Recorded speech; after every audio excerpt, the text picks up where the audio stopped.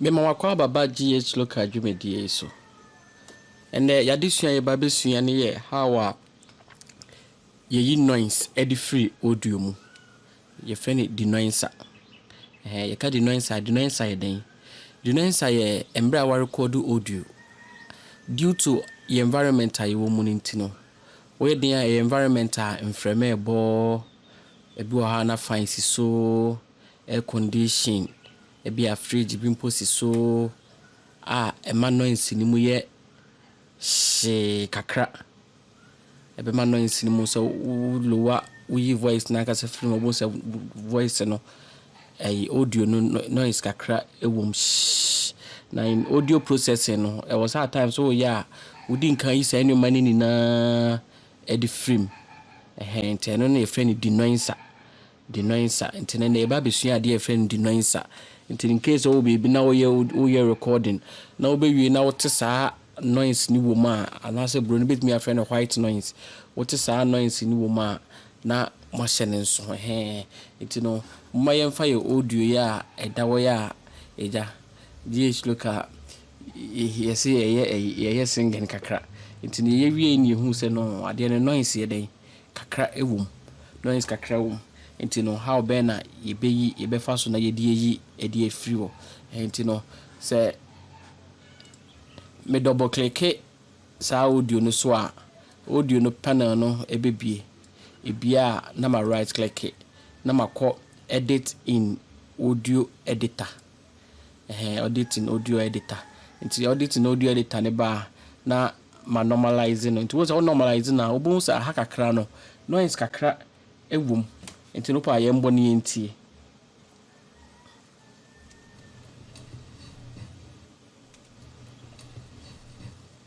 nti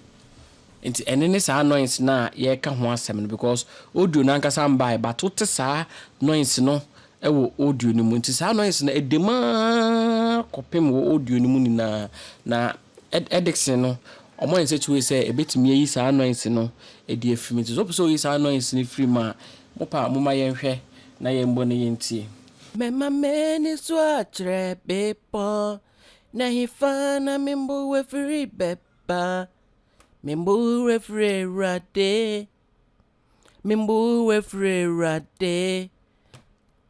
evi cramp no se wo hwe o peak na e wa hana o peak na e wa hana ubo ina utum se ye ade na pick sound bi e free baby e pick sound bi e free baby ntino de obe ni se wo be select ye free bi noise profile to be select noise profile no it ye fa se bia un select audio we yo un select audio wo be pe bia noise ne ye den e wo na wa select sa noise no ewo edisi ni muntu wo select a na wa click sa blush bi na wa ha no friend Denoise wa click so entu nya click so a ebe bie Denoise no e de amaba so obedi nka right click entu be right click ebe acquire noise no entu we are wa right click entu right click a ubo se ebe kire se sa error we error enye audio noise either say fine environment ana adeba ko say untumi record audio without say unya sa noise ni wom because we dey ya wo bibia ohome wo bibia mframefa etino mic no be che sa noise no etino we ya na wa select all right click here e be acquire noise no etu betimi preview noise no ubetimi preview noise no ahwe entu wi a na waba acquire noise enti acquire noise na afide obeyi selection ne free because when you selection ne free ma baby a wa select kakra na ho na eba abefa sa noise no wi na wa say mia brush ne so entu mia brush ne so ana wako accept etu okọ accept a won se sisi a no ye behwa eyi sa noise ni na edi frame eyi sa noise ni na edem ni na edi frame enti no moma ye mbona ye nhwe ade hwe se noise no e free ma mema meni so atre bepo na hifana membo we free bepa Mimbu refre rade. Mimbu refre rade. Around no nice na efrim ama wodio no aye clean kakra. Edison no minim de wo ye no de but you know it's free ma and like enti audio no quality ne so remain sa ana ebi also na say fancy bi enya Edison na wo use a wo betimi use it say fancy sorry enti maye wie no na why you noise ne from no na wa drag e de face na wo de abeto audio wrap windows ne so enti na ebe replace original one na noise ni wom no na replace no na wenya wo normal sound no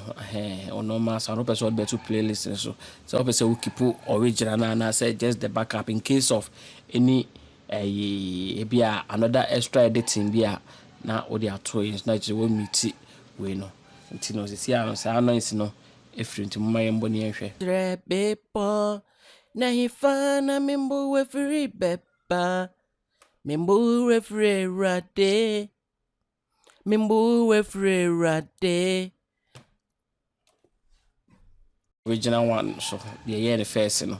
many so trebepo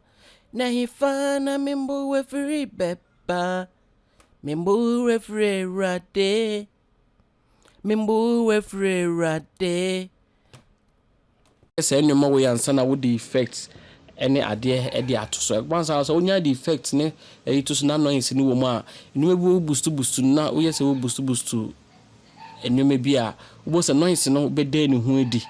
e bia e be yo say bia audio ya wo ye audio no nye quality but me why na audio no so quality and I say e bia because of sound noise na ewom nti no wo hu ne say bia audio dey say dede kakra ewom dede kakra nti ne say fan say bia so use other DAW bi na say ni nima Denoise nima your extra plugin a eno no ubetimi use your plugins bebre a ubetimi use so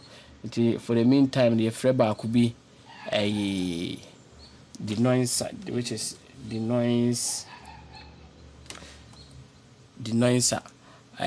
RS7 Denoise nti no mama yembi ne yenhwe ade yenhwe se bia ene so betimi aye edwuma kro na okay yenhwe se ene so betimi aye sa edwuma kro na RS7 Denoise ne third party plugin ene so say netie ene so de to so a ene so timi yi noise no e de free embra obe control threshold ne we no nti no mama yembo na yenhwe ade mema meni so trebepo na hifana membo we free bepa membo refre rade membo refre rade mema meni so trebepo na hifana membo we free bepa membo refre rade membo refre rade ti marvelous work aye edwuma no kama in such way say yebenya saa ya results na nti no ne mienu ni na obetimi use na it's good to know ya wada VSTs bebra say effects bebra ni so yi noise edi free audio mu saa ti obetimi a try na my research bebre hu me so a metimi amawo VSTs ni bebre a ene so timi ebo edwuma bebre nti no and then na yeshi ma na Ghlocaltutorial kakra ye timi de bremo about Denoise no Denoise nti no we ni how I treat vocals ma noise efrim nti no mo hwe na ma mo refi say mo be subscribe na ma like na ma share enu mu hia ye na mo yem pushi nko yenim mo yem pushi ko yen say wonu abi so betimi atibi nti no mo subscribe we Ghlocaltutorial mo subscribe me damase